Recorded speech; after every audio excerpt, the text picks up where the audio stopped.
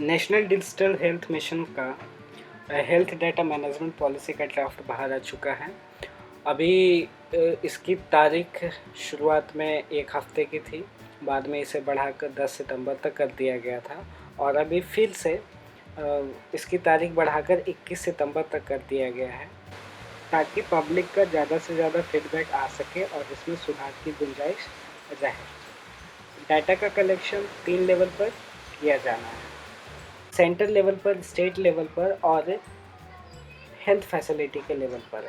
ये एप्लीकेबल रहेगा जितने भी एंटिटीज़ या इंडिविजुअल्स हैं जिनको आईडी कार्ड उपलब्ध कराया जा चुका है, जो भी हेल्थ केयर प्रोफेशनल्स हैं जैसे कि डॉक्टर, नर्स, लैब के टेक्नीशियंस और कोई भी गवर्निंग बॉडीज़ जैसे कि मिनिस्ट्री या national health authority, health information providers, कोई भी हेल्थ केयर प्रोवाइडर जो कि आपका डेटा कलेक्ट करेगा, स्टोर करेगा और उसे ट्रांसमिट करेगा इलेक्ट्रॉनिक फॉर्म में।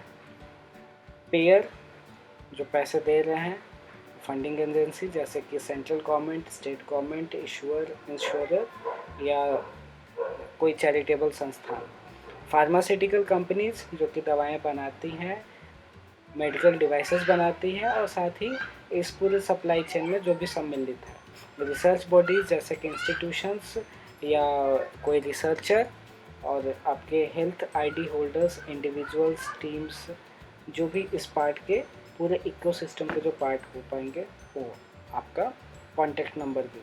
ऑब्जेक्टिव इनका मेन है एक गाइडेंस प्रोवाइड करना ताकि सिक्योर प्रोसेस किया जा सके आपके पर्सनल डेटा को और इसे सेफगार्ड किया जा सके, आपके जो भी रिकॉर्ड हैं उन्हें सुरक्षित रखा जा सके, गोपनीय रखा जा सके। इसे एक इंटरनेशनल पैमाने पर रखना होगा जो कि यहाँ पर ISO TS 17975 2015 के हिसाब से एक स्टैंडर्ड दिया जा रहा है। आगे डेफिनेशंस हैं अलग अलग, biometric data, child consent data क्या होता है, डेटा फिडुशियरी या डेटा प्रिंसिपल क्या है, डी आइडेंटिफिकेशन क्या होता है, इलेक्ट्रॉनिक हेल्थ रिकॉर्ड क्या है, इलेक्ट्रॉनिक मेडिकल रिकॉर्ड क्या है, health facility ID, health ID क्या है, health information users, health locker, health practitioner ID, NHIL, personal data क्या है, आपका personal health identifier, personal health records processing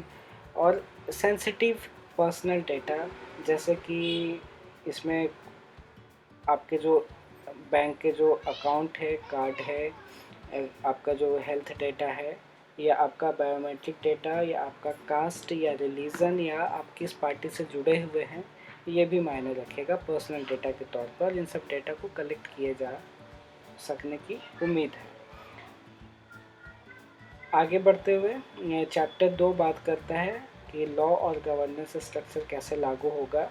इसके अंतर्गत एक डेटा प्रोटेक्शन ऑफिसर होगा, सरकारी ऑफिसर जो कि एक तरीके से हेड का काम करेगा, मैनेजर का काम करेगा। कंसेंट ज़रूरी है इन सारे चीज़ों में, सहमति अनिवार्य है।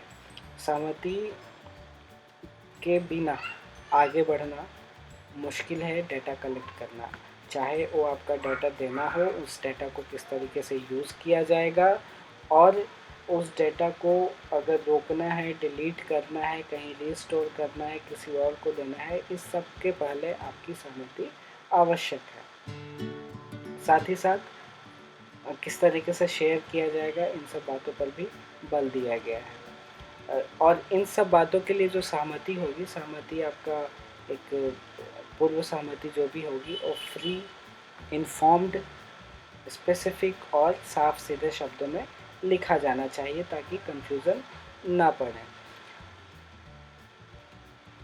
और जो डाटा फिडुशियरी हैं, डाटा फिडुशियरी जो कि आपके डाटा को कलेक्ट करेंगे या जिनको मतलब रहेगा, जिन संस्थानों को, वो आपके डाटा को कलेक्ट करने के पूर्व आपको एक नोटिस देंगे किसी तरीके का।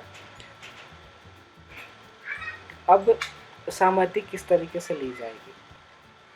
सहमति इलेक्ट्रॉनिक फॉर्म में या फिजिकल फॉर्म में दिया जा सकता है और कोई अगर बच्चा है 18 साल से कम उम्र का तो उसके लिए पेरेंट या गार्जियन की सहमति की ज़रूरत है। और लेकिन पेरेंट्स या गार्जियन को अपना रिलेशनशिप प्रूव करना पड़ेगा। साथ ही जो सीरियसली इल है या मेंटल स्थिति में है उनके लिए भी अगर उनका कोई नॉमिनी है तो वो उनके बिहाफ पर काम कर सकता है, नॉमिनी नहीं है तो कोई दूसरा बंदा उनके रिलेटिव्स आ सकते हैं, लेकिन उन्हें प्रूफ करना पड़ेगा कि उनके रिलेटिव हैं। राइट है डेटा प्रिंसिपल्स के। डेटा प्रिंसिपल आप व्यक्ति जिनका डेटा कलेक्ट किया जाना है उनका कंफर्मेशन और एक्सेस होना चाहिए, मतलब कि जो भी आपका डेटा है वो उसके समरी फॉर्म में जब भी मांगा जाए उपलब्ध कराया जाए कि किस तरीके से आपका डेटा, कौन कौन सा डेटा कलेक्ट किया जा रहा है और कैसे यूज़ किया जा रहा है। और अगर संभावना बनती है उसमें करेक्शन का या इरेज करने का, या ऐसे कोई आपने गलती से कोई वैसा डेटा डाल दिया जो कि भ्रामक हो सकता है तो उसे आप हटा भी सकते हैं या डेटा को अपडेट भी कर सकते हैं। उसके लिए हमेशा से गुंजाइश बनी रहेगी। और आप चाहे तो डेटा को ब्लॉक भी कर सकते हैं, रिस्ट्रिक्ट भी कर सकते हैं कि किन किन डेटा को दिखाना है, किन डेटा को दिखाना नहीं है, आगे प्रोसेस करना, कैसे प्रोसेस करना है, नहीं करना है। अगर इन सब बारे में अगर डेटा फिडुशियरी आपका मना करता है कि वो नहीं कर पाएगा तो उन्हें रिटर्न में एक रीज़नेबल कारण दिखाना पड़ेगा। डेटा आपका पोर्टेबल हो सकता है लेकिन उसके पहले आपको सारी जानकारी दी जानी चाहिए। सबमिटिंग रिक्वेस्ट, आगे बढ़ते हुए जो पॉलिसी है चैप्टर 4 बात करता है पॉलिसी पर। एलोकेशन ऑफ हेल्थ आईडी आपको दिया जाएगा। हेल्थ आईडी आप ऑनलाइन बनवा सकते हो या ऑफलाइन भी बनवा सकते हैं। आपका जो डेटा, आपका जो नंबर जनरेट होगा वो आधार कार्ड के थ्रू होगा।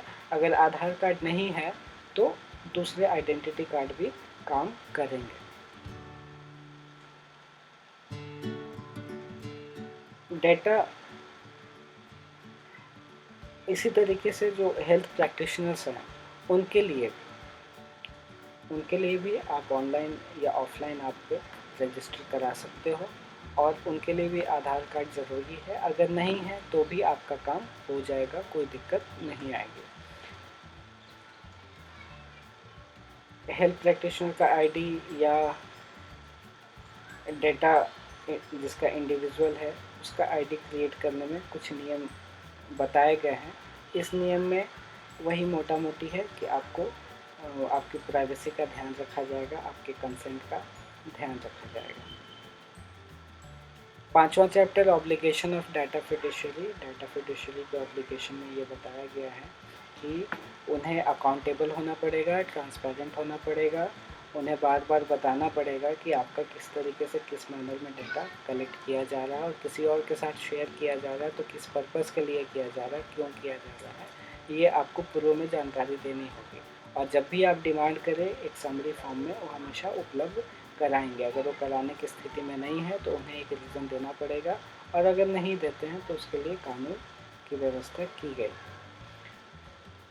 प्राइवेसी बाय डिज़ाइन या उनके आगे भी जो लिमिटेशंस हैं ये बताया गया है। डाटा क्वालिटी, ट्रांसपेरेंटी, अकाउंटेबिलिटी एक मेजरमेंट किया जाएगा कि हाँ कौन सी संस्था या कौन सा इंडिविजुअल या कौन सा एंटिटी है जो इन सब चीज़ों पे खरा उतर रहा है। एक तरीके से उनके लिए रैंकिंग की व्यवस्था की जा रही है ताकि गुणवत्ता बनी रहे।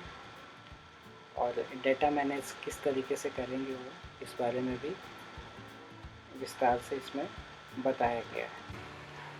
डेटा प्रोसेसर एक एम्प्लॉई होगा डाटा फिडुशियरी का।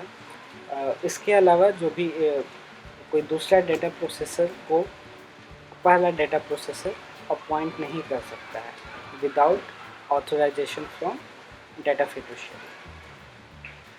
डाटा प्रोटेक्शन का इम्पैक्ट असेसमेंट किया जाएगा रेगुलरली, रिकॉर्ड मेंटेन किए जाएंगे, कितने अपडेट हैं, डिटेल्स होंगे इकोसिस्टम पार्टनर्स के, पर्पस, प्रोसेसिंग, डिस्क्रिप्शन, कहाँ कहाँ पे डेटा, किस कौन कौन कैटेगरी के डेटा इकट्ठा किए गए हैं। और इसके साथ ही जो भी आपके रिस्ट्रिक्शंस हैं वो लागू किए जाएंगे ताकि पब्लिकली आपका डेटा शेयर, सर्कुलेट या पोस्ट ना किया जा सके। ग्रीवांस रिड्रेसल मैकेनिज़्म है जहाँ पर आप कंप्लेन कर सकते हैं। इसके लिए एक ऑफिसर निर्धारित किया गया है और जिसे 30 दिन के अंदर आपके इशू को सॉल्व करना होगा। अगर वो सॉल्व नहीं कर पाया तो डीपीओ जो पब्लिक ऑफिसर हैं उनके पास मैटर जाएगा, और अगर वो भी सॉल्व नहीं कर पाए एक लिमिटेड टाइम में, तो उसके बाद मिनिस्ट्री के पास आप जा सकते हैं, और तब भी नहीं होता तो आप कानून का सहारा ले सकते हैं। इस वीडियो का मकसद इतना ही था कि मोटे तौर पर बता दिया जाए कि इस पॉलिसी में, इस ड्राफ्ट में क्या क्या है, ताकि लोगों ज़्यादा से ज़्यादा लोगों के पास ये पहुंच सके और ज़्यादा से ज़्यादा पब्लिक फीडबैक आ सके। नेशनल हेल्थ पॉलिसी 2017 के अंतर्गत नेशनल डिजिटल हेल्थ मिशन एक महत्वपूर्ण कदम बताया जा रहा है, जिसके तहत patient, doctor, pharmaceutical companies, hospitals सभी एक जगह आ जाएंगे।